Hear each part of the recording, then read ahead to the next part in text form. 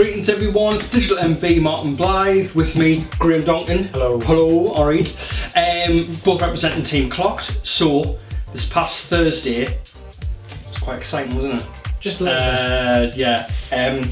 Star Wars Celebration happened. It was like a 2-3 day event, wasn't it? Yeah. I think, yeah. And we finally saw the second teaser for Star Wars Force Awakens. So we just want to do just a quick video just to sort of give you guys an idea of what we thought of it, our instant impressions of it as well. I'll start with you. So after you watched that, what was going through your head? How did you feel? It ticked every single box that I was looking for in a second trailer. That was weird, wasn't it? Because you had still plenty of focus on the new guys, who we still don't know a lot about, but just the little bits where you flashed the original characters, and even though you didn't see them, so you didn't see who we're assuming is Luke, and we didn't see Leia, it was just enough that you just thought, wow, this is it, this is now actually happening. Yeah. And although we've known it's happening for a long time, it's to now say I've waited 25 years to see these characters again, and then just even these tiny little snippets of seeing them just absolutely blew my mind. I was speechless after watching the end of that trailer, and I just sat.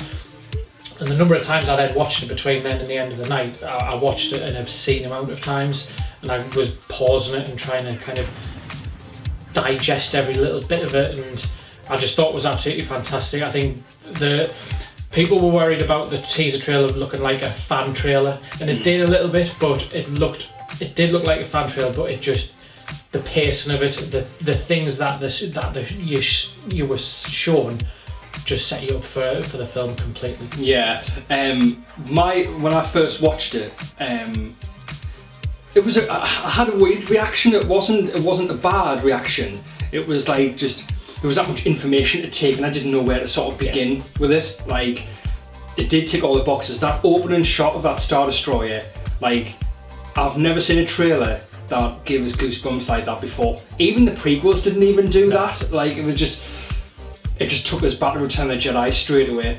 But then you realise, then you sort of see the extra little bits as you're watching more, like the X-Wing. I didn't realise the X-Wing there as well. Yeah. But yeah, I mean, I didn't even realise like Luke and Leia in that trailer, because I was just sort of like, just the hype was just, I didn't notice like loads of different things, but they've got the shots just right, like the inside the cockpit of the X-Wings is still frame for frame identical to what it was in the originals, and even that dogfight with the Falcon and the TIE fighters. That in the whole trailer was the bit that, above anything else, convinced us in that few seconds that their approach to kind of the practical effects and even the CG effects, they've got it right. Yeah. I thought back to the prequels, and in the prequels, you know, there's very little time that you can look at the shots in the prequel and not realise that it's CG, because it looked so blatantly CG. Whereas the bit where they went into the aircraft and when you've got the TIE fighter chasing the Falcon, it was, if you could take that shot and put it inside the Death Star in Return of the Jedi, and it would fit. It looks real, it doesn't look CG, and that was the biggest thing that I was impressed about, was that it all looked real. And yeah, there's obviously going to be CG and visual effects all over the place, but everything about it, the fact that they made all of the Stormtrooper uniforms and things like that as well, it just, everything that the prequel trilogy did wrong, this film seems to be putting right. Yeah, totally. And I know it's probably a bit early to at this point say it's going to be fantastic, but everything is pointing in the right direction. Yeah, I'm going to repeat something I said about Rebels, was that they've stripped back all that technology that we saw in the prequels. Yeah. Like, it could have been made back then. Yeah.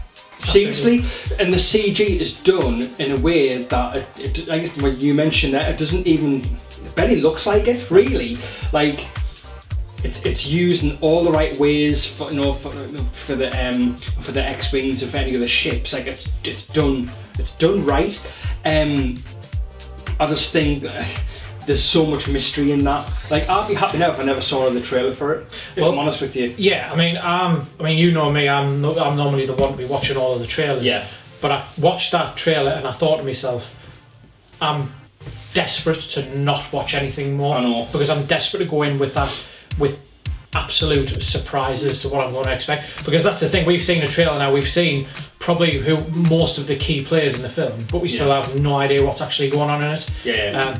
Who are the Resistance, who are the First Order, why has this battle between the Empire and the Rebellion not finished? Why is it 35 years later and this battle is still going on? Yeah. It's really, really exciting. I mean, the end of the trailer as well. I was just about to say that, actually, yeah, I mean, that was boring. What a really rubbish ending to the trailer, right? Han Solo. God.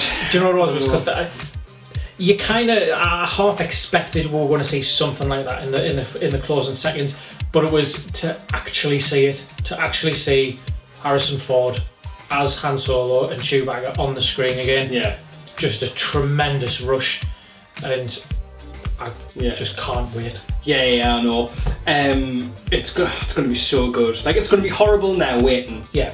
It's going to be even harder now, especially when you know there's going to be like a proper trailer. This is still considered a teaser as well, so you've got to expect that they're going to bring out a 2.5-minute trailer at some point before December. I can't bring yourself to watch it. I'm so scared to start filling in the holes of the plot before I watch it. It's awful. The teaser trailers have done what they're intended to do, which is to whet your appetite. Yeah. The general norm is that then followed up with a plot trailer. So they're going to have a trailer which is going to start delving into the plot of the film, and I don't want to know what that is. I want to go in utterly surprised at what I'm going to say. So yeah, whether I'll achieve that and stay away from trailers, I don't know. But I'll certainly try to. So basically what we're saying is that we're not going to watch it, but in 6 months' time, when another one of these videos comes out on YouTube of us reacting to the new trailer, we'll clearly fail. Oh yeah. So there you go. So yes, Star Wars Force Awakens, December 18th. Cannot wait. Midnight launch, do you think? Midnight show on IMAX without. Do you reckon? Even on a school night? Don't care. Do not care. Yep, so guys, please let us know in the comment section below what you think of Force Awakens. If you agree with what we say, disagree, we'd love to hear your comments. Thank you very much for the feedback of our previous Star Wars videos that we did put up a few weeks ago, which are available on our channel, so check that out. So Graeme, thanks very much for joining us. Thank you. Until next time, this is Team Clocked. Thanks very much. Cheers.